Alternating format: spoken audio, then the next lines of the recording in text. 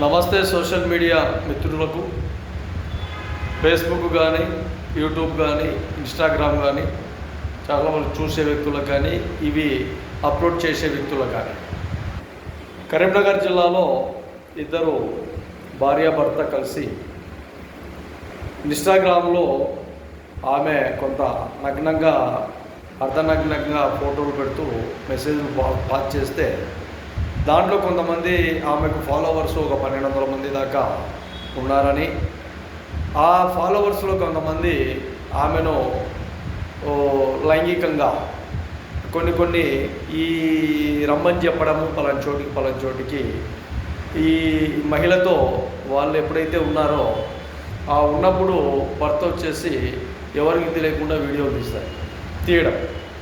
ఈ వీడియోలు తీసిన తర్వాత ఈ వీడియోలన్నీ అతని దగ్గర పెట్టుకోవడం, ఎవరైతే వాళ్ళ మహిళ దగ్గరికి వచ్చారో ఆ మహిళ దగ్గర వచ్చిన ఫోటోలు వీడియోలన్నీ వాళ్ళకు చూపిస్తూ వాళ్ళను భయభ్రాంతులకు గురి చేస్తూ ఈ వీడియోలు ఇంకొకరికి పంపిస్తానని చెప్పడం, వాళ్ళ దగ్గర నుంచి లక్షల రూపాయల డబ్బులు వసూలు చేయడం, ఇవన్నీ జరుగుతూనే ఉన్నాయి.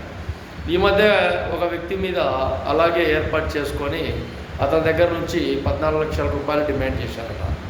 అతను 4 లక్షల రూపాయలు ఇచ్చాడు, ఇంకా 10 లక్షలు ఇవ్వాలి, నిన్ననో మొన్ననో 1 లక్ష రూపాయలు పిలిచి ఇచ్చాడు. తద్వారా మళ్ళీ అతన్ని ఇబ్బందులు గురి చేసే ప్రమాదంలో చివరికి అతనికి ఎక్కడ కూడా పోలేక ఇబ్బందులు గురయ్యి వాళ్ళ స్నేహితులకు, మిత్రులకు, బంధువులకు, ఇంట్లో వ్యక్తులందరికీ చెప్పడంతో వాళ్ళు కరీంనగర్ పోలీసులను ఆశ్రయించడం జరిగింది.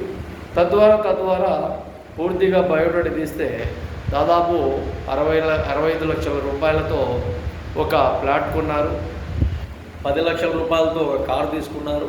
ఇంకా ఆ డబ్బులు ఆ జల్సాలతో ఇష్టానుసారంగా ఉన్నారు. వెంటనే పోలీసులు అప్రమత్తమై వాళ్ళిద్దరినీ తీసుకోవడం జరిగింది. ఈరోజు తెలంగాణ కరీంనగర్లో అక్కడ పోలీసులు వాస్తవ రేఖలన్నీ ప్రజలకు చూపడం, వీడియోలు కూడా చూపడం కూడా జరిగింది. కాబట్టి చాలా జాగ్రత్తగా ఉండాలని ప్రజలందరికీ కూడా ఇలాంటి విషయాలలో పొరపాటుగా ఇబ్బందులు గురి కాకూడదని కూడా మరీ తెలియజేస్తారు.